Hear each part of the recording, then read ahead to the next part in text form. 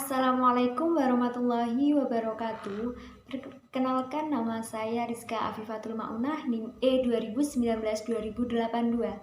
Di sini saya akan menanggapi video yang telah dipaparkan oleh Bapak Abdul Wadud Nafis selaku dosen pengampu mata kuliah Ekonomi Makro Islam yang telah menjelaskan tentang inflasi dalam perspektif ekonomi konvensional dan Islam. Baik, inflasi sendiri adalah terjadinya suatu peristiwa moneter yang menunjukkan kenaikan tingkat harga. Jadi menunjukkan kenaikan tingkat harga barang dan jasa secara umum dan berlangsung secara terus-menerus. Inflasi menyebabkan turunnya nilai mata uang, sebab dengan nilai mata uang yang sama akan mendapat jumlah barang dan jasa yang lebih sedikit dibandingkan dengan keadaan sebelum terjadi inflasi. Inflasi di dunia ekonomi modern sangat memberatkan masyarakat karena inflasi dapat mengakibatkan lemahnya efisiensi dan produktivitas ekonomi, kenaikan modal dan ketidakjelasan biaya serta pendapatan di masa yang akan datang atau di masa mendatang.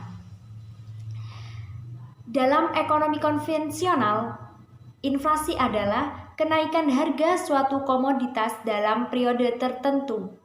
Sedangkan dalam teori inflasi Islam, meskipun sebagian kalangan mengatakan bahwa di Islam tidak terjadi inflasi atau tidak mengenali apa itu inflasi karena mata uang yang digunakan adalah dinar dan dirham yang stabil. Penurunan nilai mata uang mungkin masih terjadi ketika nilai emas yang menopang nilai dinar itu mengalami penurunan. Macam-macam inflasi. Yang pertama ada berdasarkan sifatnya atau nominal digit. Yang pertama ada moderate low inflation atau creeping inflation. Kejadian ini ditandai dengan kenaikan harga barang komoditas berjalan sangat lambat dan daya beli masyarakat masih cukup dibilang tinggi dan nilai mata uang masih sangat berharga, persentase di bawah 10%. Yang kedua ada galloping inflation. Kejadian ini ditandai dengan kenaikan harga berjalan sangat cepat dengan waktu tempuh yang relatif pendek. Diiringi dengan daya beli sebagian masyarakat atau semua masyarakat yang kian menurun, persentase 10% sampai dengan 99%. Yang ketiga ada hyperinflation. Kejadian ini ditandai dengan kenaikan harga yang berjalan sangat cepat hingga berkali-kali lipat. Keadaan ini memberi dampak nilai mata uang menjadi kurang berharga. Kebijakan sering bisa diterapkan oleh pemerintah untuk mengatasi hal ini. Macam-macam inflasi yang kedua ada berdasarkan asal. Ada inflasi domestik. Inflasi domestik adalah inflasi yang dipicu oleh kesalahan pengelolaan perekonomian di dalam negara, baik di sektor real maupun di sektor moneter.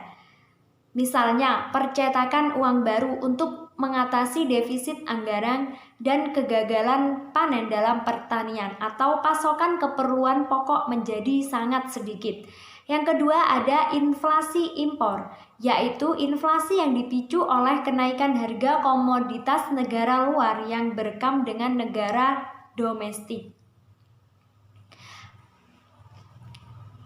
Macam-macam inflasi yang ketiga berdasarkan penyebab kenaikan harga.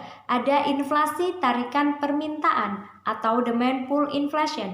Sebenarnya penyebab kenaikan harga ini disebabkan oleh desakan permintaan agregat masyarakat terhadap suatu komoditas penting di pasar. Barang meningkat sehingga harga barang atau jasa tersebut naik.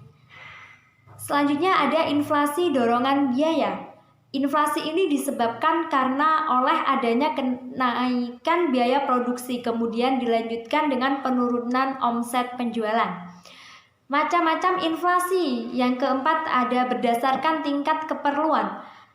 Berdasarkan inflasi berdasarkan tingkat keparahan. Maaf, tadi maksud saya berdasarkan tingkat keparahan. Berdasarkan tingkat keparahan, selama setahun inflasi dibagi menjadi 4 tingkat. Namun tingkatan ini tidak dapat dijadikan tolok ukur mutlak karena suatu kejadian dianggap sebagai inflasi bisa dirasakan berbeda tergantung dari masyarakat setempat atau tersebut. Misalnya suatu inflasi dengan kelanjutan 10% per tahun yang berasal dari kenaikan harga sembako jika dirasakan oleh masyarakat berpenghasilan rendah. Boleh jadi presentasi 10% ini adalah inflasi yang sangat parah. Adapun tingkat yang dimaksud dapat diuraikan sebagai berikut. Inflasi ringan kurang daripada 10%. Inflasi sedang kisaran 10% sampai 30%. Inflasi berat kisaran 30% sampai dengan 100% dan inflasi hiper atau hiperinflasi lebih dari 100%. Selanjutnya adalah penyebab dari inflasi atau sebab-sebab kenapa inflasi bisa terjadi. Nah, inflasi ini terjadi karena beberapa hal. Yang pertama ada inflasi karena permintaan. Jadi, inflasi karena permintaan ini karena permintaan atau daya tarik dari masyarakat yang kuat terhadap suatu barang. Inflasi terjadi karena munculnya keinginan berlebihan dari suatu kelompok masyarakat yang ingin memanfaatkan lebih banyak barang dan jasa yang tersedia di paparan. Maksud saya di pasaran. Selanjutnya, inflasi karena bertambahnya uang yang beredar. Inflasi disebabkan karena bertambahnya uang yang beredar dikemukakan oleh kaum klasik yang menyatakan bahwa ada keterikatan antara jumlah uang yang beredar dengan harga-harga. Selanjutnya, inflasi karena kenaikan biaya produksi. Inflasi ini disebabkan karena adanya dorongan kenaikan biaya produksi dalam jangka waktu tertentu dan secara terus-menerus. Secara umum, inflasi kenaikan biaya produksi ini disebabkan karena desakan biaya faktor produksi yang terus naik. Selanjutnya ada inflasi campuran. Inflasi campuran ini terjadi karena adanya kenaikan penawaran dan juga permintaan. Dan yang terakhir ada inflasi karena struktural ekonomi yang kaku. Jadi penyebab dari inflasi karena struktural ekonomi yang kaku ini maksudnya adalah produsen tidak bisa mencegah dengan cepat kenaikan permintaan yang diakibatkan oleh pertumbuhan penduduk. Menurut para ekonomi Islam, inflasi berakibat sangat buruk bagi perekonomian.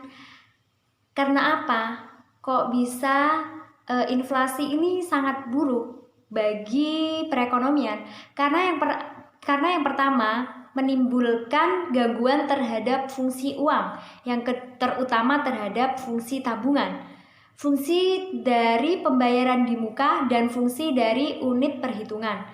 Melemahkan semangat menabung dan sikap terhadap menabung dari setiap masyarakat atau setiap orang. Itu tadi tanggapan dari saya, kurang lebihnya saya mohon maaf karena ada beberapa kata yang mungkin saya salah dalam melafalkan dan sebagainya. Kurang lebihnya saya mohon maaf. Sekian dari saya. Wassalamualaikum warahmatullahi wabarakatuh.